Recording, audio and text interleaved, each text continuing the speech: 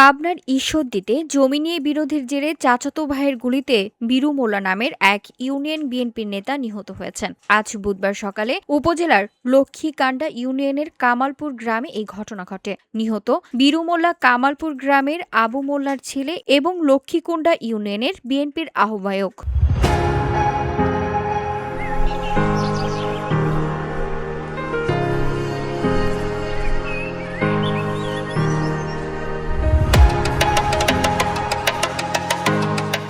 স্থানীয় ও পুলিশ সূত্রে জানা গেছে, মঙ্গলবার বীরু মোল্লার চাচাতো ভাই জহুরুল মোল্লা তাদের পারিবারিক বিরোধকৃত জমি থেকে মাটি কাটে।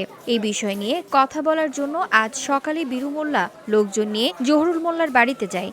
কথার এক পর্যায়ে বাকবিতণ্ডার সৃষ্টি হয়। পরে জহুরুল মোল্লা ও তার ছেলে ফাঁকা গুলি করে এবং তাদের চলে যেতে বলে। তারা সেখান থেকে না গেলে পরবর্তীতে তাদের লক্ষ্য করে আবারও গুলি করে এবং বীরু মোল্লার মাথায় গুলিবিদ্ধ হয়ে ঘটনাস্থলেই মারা যায়।